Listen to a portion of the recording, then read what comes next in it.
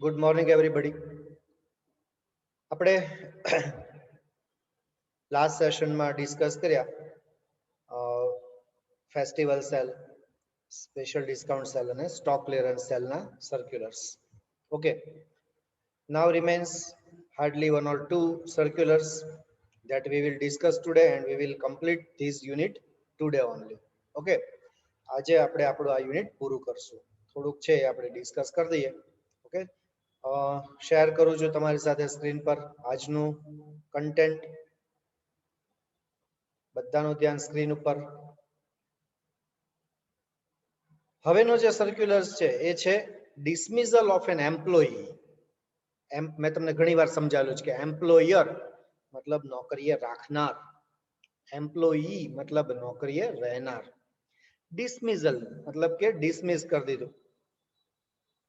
ઘણી બધી ફરિયાદો હોય એને કારણે ઘણી વખત કોઈ કર્મચારી હોય એને છૂટો કરી દેવામાં આવે, ડિસમિસ કરી દેવામાં આવે કંપનીમાંથી. જ્યારે આવી રીતે ડિસમિસ કરી દેવામાં આવે ત્યારે પણ કંપની છે ને બધા પોતાના લાગતા વળગતા લોકો, એના કસ્ટમર્સ બધાને સર્ક્યુલર્સ દ્વારા ઇન્ફોર્મ કરે. ઓકે, આપણે જોઈએ બહુ સેન્સિટિવ મેટર છે એટલે એને એવું ટાઇટલ આપ્યું છે અટેન્શન. સાઈડમાં એને લખ્યું છે અટેન્શન એટલે કે ધ્યાન આપો. હવે વોડાફોન બિલ કલેક્શન સેન્ટર છે એ બધાને સર્ક્યુલર લખે છે એટલે હેડિંગમાં આવશે Vodafone bill collection centre, Madhav hill, સહકારી આર્ટ, ભાવનગરથી લખે છે. હરિયાણા શિપ બ્રેકિંગ ને લખે છે, માધવ દર્શનમાં આવેલી છે. શું કે છે જુઓ. Respected sir, we believe you might have read our public notice published in all the leading newspapers of today. જો પહેલા જ વાક્યમાં શું કીધું એને, અમે માનીએ છીએ કે તમે આજના બધા અગ્રગણ્ય, લીડિંગ એટલે અગ્રગણ્ય ન્યૂઝપેપર્સમાં અમે જે નોટિસ પબ્લિશ કરી છે એ તમે વાંચી હશે. આવું જ્યારે હોય ને ત્યારે સર્ક્યુલર્સ તો લખે, પણ કોઈ કંપની હોય બહુ મોટી કંપની તો એ લોકો ન્યૂઝપેપરમાં પણ આવી રીતે લખે. તમે આવું ઘણી વાર વાંચ્યું હશે છાપામાં, જાહેર ચેતવણી વાંચ્યું હશે, બરાબર? એમાં લખ્યું હોય કે ભાઈ અમે અમારી કંપનીમાંથી મિસ્ટર સો એન્ડ સોને અમે છૂટા કરીએ છીએ, એની સાથે કોઈ વ્યવહાર રાખવો નહીં. અગર જો તમે વ્યવહાર રાખશો તો એની જવાબદારી અમારી રહેશે નહીં. આવું એ લોકો જાહેર ચેતવણી આપતા હોય, નોટિસ આપતા હોય પબ્લિકને. તો અહીંયા જો એવું જ કીધું એને કે ભાઈ અમે માનીએ છીએ કે તમે આજના અગ્રગણ્ય ન્યૂઝપેપર્સની અંદર અમે જે નોટિસ પબ્લિશ કરી છે, નોટિસ છપાવી છે, એ તમે વાંચી હશે. We have asked all our customers to note, અમે અમારા બધા જ કસ્ટમર્સને એ નોંધવાનું કીધું છે that કે શું નોંધવાનું કીધું છે?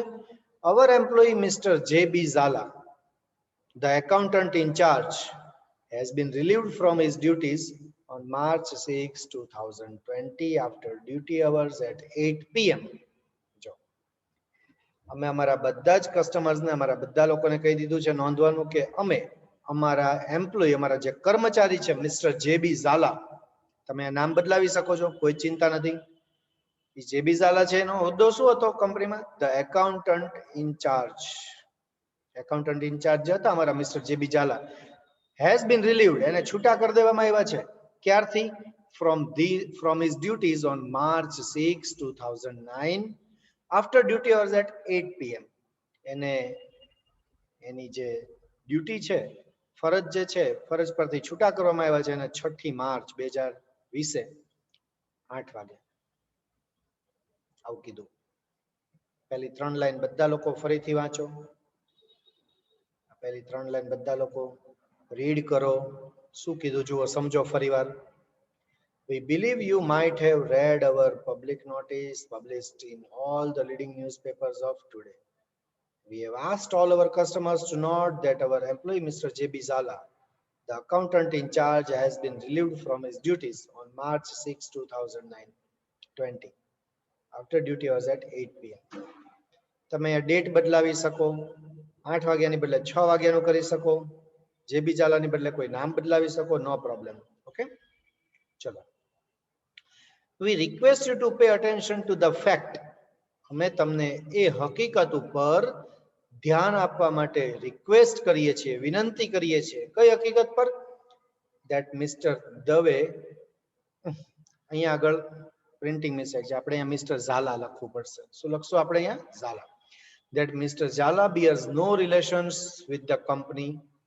અમારે તમને રિક્વેસ્ટ કરવાની છે કે તમે એ બાબત ઉપર ધ્યાન આપો કે મિસ્ટર ઝાલા છે એને હવે કંપની સાથે કોઈ સંબંધ છે નહીં. So please do not deal with him any longer. તો મહેરબાની કરીને હવે એની સાથે કોઈ જાતનો વ્યવહાર કરતા નહીં. And if so, અને જો કરશો, the company shall not be responsible for any transaction including financial one. તો પછી કંપની છે કોઈ પણ જાતના વ્યવહારો બદલ, ભલે પછી આર્થિક વ્યવહાર હોય કે કોઈ પણ વ્યવહાર, એની માટે જવાબદાર રહેશે નહીં. ખ્યાલ આવ્યો? શું કીધું બીજામાં? કે ભાઈ એ હકીકત ઉપર ધ્યાન આપજો કે હવે મિસ્ટર ઝાલાને કંપની સાથે કોઈ નિસ્બત નથી, તો હવે એની સાથે કોઈ જ જાતનો વ્યવહાર કરવો નહીં. જો તમે એની સાથે વ્યવહાર કરશો તો એની માટે કંપની જવાબદાર રહેશે નહીં.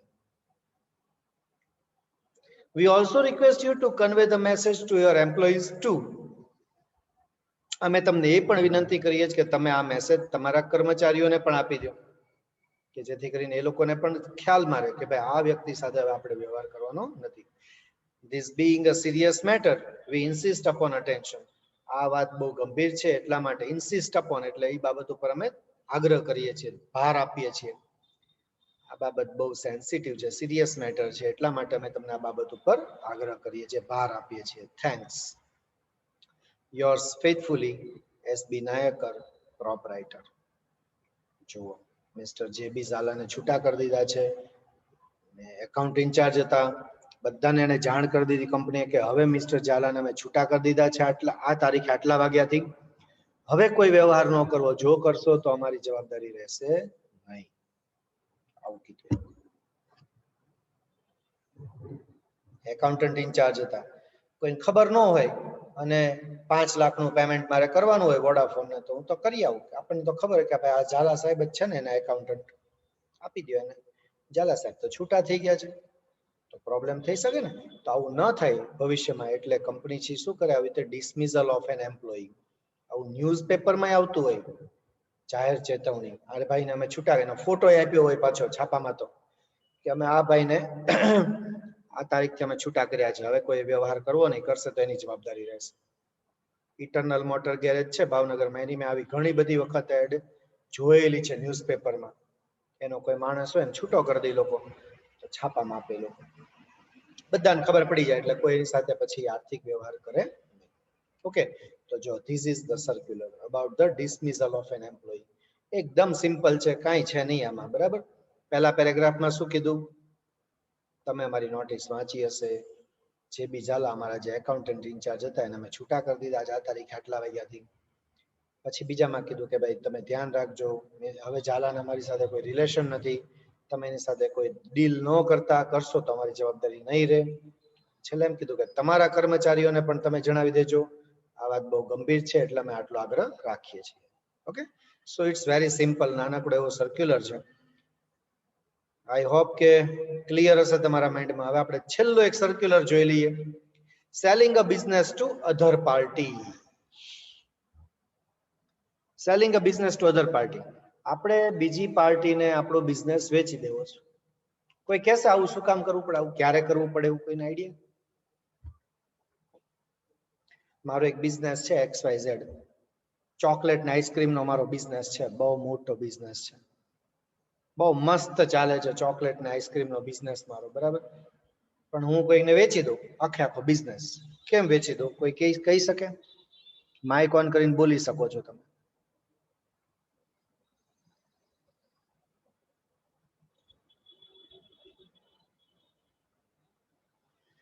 ઓકે, મારે માની લો કે ભાઈ મને એમ થયું કે ભાઈ મારે બિઝનેસ બદલાવી નાખવો છે, મારે આ બિઝનેસ નથી કરવો. ક્યારેક એવું થાય કે ભાઈ મારે હવે વિદેશ વયું જવાનું છે કાયમ માટે, હવે ઇન્ડિયા પાછું જ નથી આવવાનું.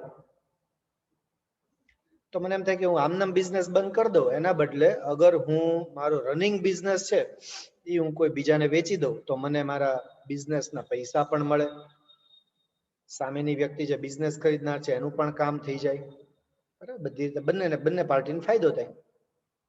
તો આવી રીતે ઘણી વાર આપણે શું કરતા હોય, આપણે બિઝનેસ છે એક અધર પાર્ટીને આપણે રનિંગ બિઝનેસ આપણે વેચી દેતા હોય.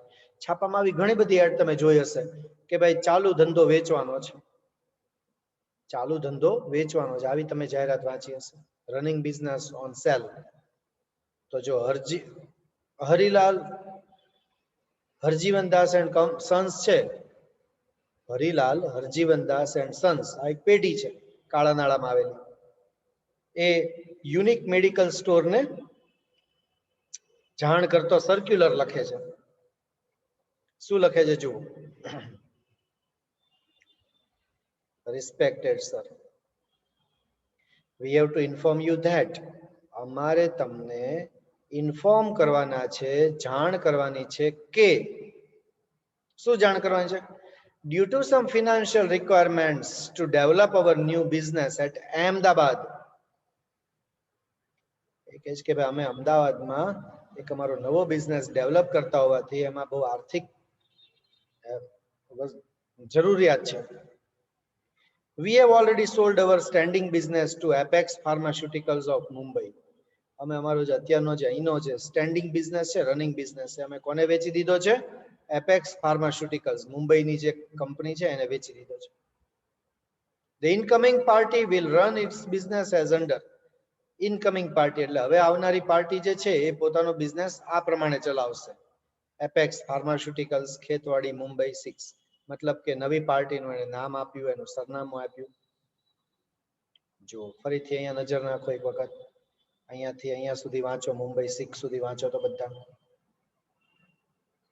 અમારે તમને જણાવવાનું છે કે અમદાવાદમાં અમે નવો બિઝનેસ ડેવલપ કરતા હોવાથી, અમારે આર્થિક જરૂરિયાત હોવાથી અમે અમારો જે સ્ટેન્ડિંગ બિઝનેસ છે કોને વેચી દીધો છે? એપેક્સ ફાર્માસ્યુટિકલ્સ, મુંબઈની જે છે પાર્ટી. હવે જે પાર્ટી આવશે પોતાનો બિઝનેસ આ નામથી આ રીતે કરશે, એમ કરીને આપણે એનું નામ ને એનું સરનામું આપ્યું. They have a great business experience and therefore will look after all the customers well. જો એ લોકો બહુ અનુભવી છે અને એટલે પોતાના દરેક કસ્ટમર્સનું બહુ ધ્યાન રાખશે.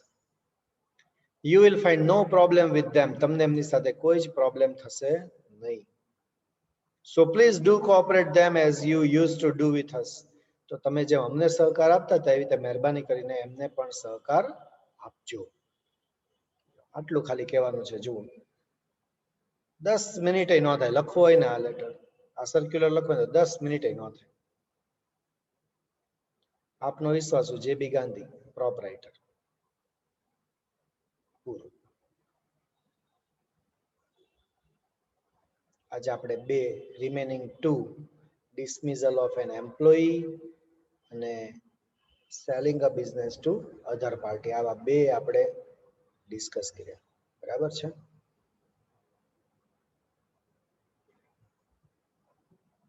આપણા બધા સર્ક્યુલર્સ અહીંયા આગળ કમ્પ્લીટ થાય છે. આમાં કોઈને કઈ ડાઉટ હોય તો પૂછો. આમાં કોઈને ડાઉટ છે કઈ?